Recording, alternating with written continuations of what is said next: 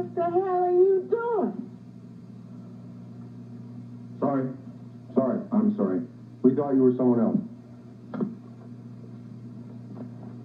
Successful test. Ghostbusters on the job. Bill Murray, Dan Aykroyd, and Harold Ramis as psychic phenomenon exterminators, and one of the new movies we'll be reviewing this week, Ghostbusters. And joining me in the balcony is Gene Siskel, film critic of the Chicago Tribune. And across the aisle from me, Roger Ebert, film critic of the Chicago Sun-Times. In addition to Ghostbusters, we'll also be reviewing Beat Street, the latest breakdancing movie. Also a French comedy called Les Compères, about two men searching for a son who they both think is theirs. Next at the movies, Ghostbusters, sort of a paranormal pest control service. Dana. Can I talk to Dana? What a lovely singing voice she The movie is named Ghostbusters, and it's a funny combination of two kinds of movies that usually don't work very well together. On the one hand, this is a big-budget special effects picture with lots of sensational, earth-shaking adventures in it.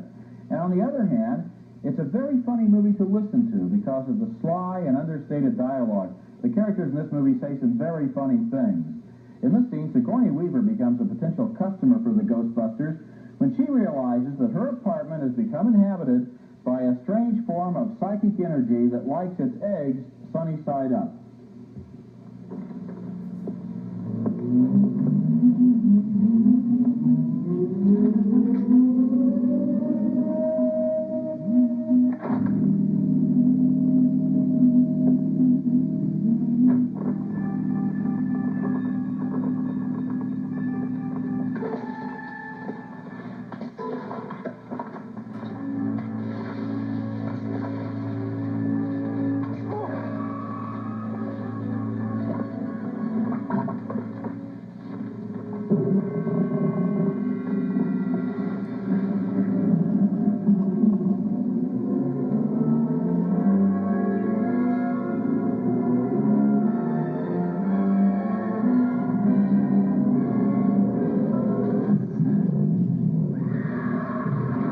And then I slammed the refrigerator door and I left. That was 2 days ago, and I haven't been back to my apartment. Generally, you don't see that kind of behavior in a major appliance. What do you think it was? Well, if I knew what it was, I wouldn't be here. Egon, what do you think? She's telling the truth. At least she thinks she is. Well, of course I'm telling the truth. Well, who would make up a story like that? Some are people who just want attention. Others are just nutballs who come in off the street. You know what it could be? Past life experience intruding on present time. Could be erased memory stored in the collective unconscious. It wouldn't rule out clairvoyance or telepathic contact either. Sorry, I don't believe in any of those things. Well, that's all right. I don't either. But there are some things we do, standard procedures in a case like this, which often bring us results. Well, I could go to Hall of Records and check out the structural details in the building. Tell you what, I'll take Miss Barrett back to her apartment and check her out. I'll go check out Miss Barrett's apartment. Okay? I love that line about the major appliance. Right.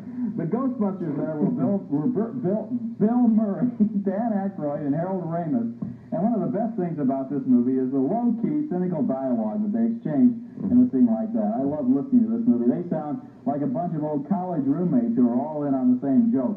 And that National Lampoon, Second City, Saturday Night Live style dialogue works surprisingly well with the movie's big special effects scenes like this one, where the Ghostbusters approach a psychic whirlpool that threatens Manhattan.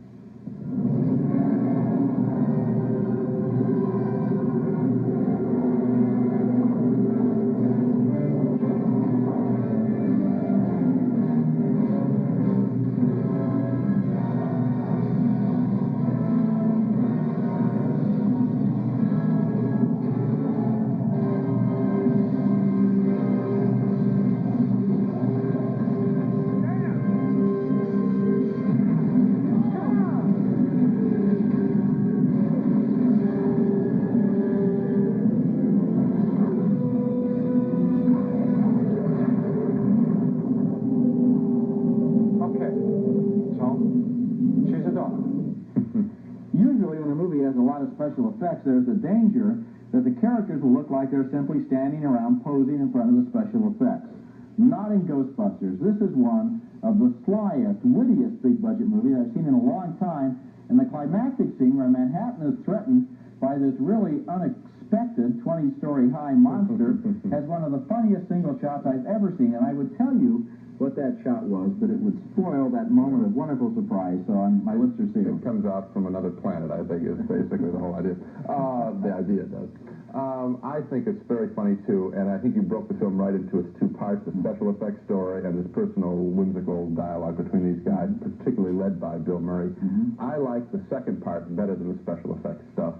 I think it worked less well than you did. Murray, to me, is very funny. He is the leavening in this whole film, throwing these asides, and constantly this woman turns into a sort of a fire-breathing, lusty character, and he walks in and he says to her, that's a new look for you. You know, that's very, very funny stuff. And another critic, David Denby, New York Magazine, compared his role in this picture, quite properly, I thought, to W.C. Fields or Groucho Marx, who's always walking around their films saying, you know, winking at the audience. And Bill Murray provides that function here, and he does it beautifully. Well, it's a Bill Murray movie, and I love it more than the special effects. Okay, I love Bill Murray. What about Harold Ramis, who is not very well known? He's directed a couple of movies. This is his first big movie as an actor. He's the one he's the wise guy. He's the one who always has the long explanation. And the deadpan way that he delivers that is great. Aykroyd plays a basic Aykroyd character. These three guys who go on, like the Marx Brothers, if necessary, and make 6 more movies. They only should. Well, the person who make it work will be Bill Murray in Groucho's role. 2 thumbs up for Ghostbusters. A really funny movie that combines great special effects with wonderfully sly dialogue, although Gene liked the dialogue better than the effects. We both think it's one of the summer's winners. And so I guess Ghostbusters is the one we both agree on, and I would say Beat Street. I think there's a real good story inside the dancing.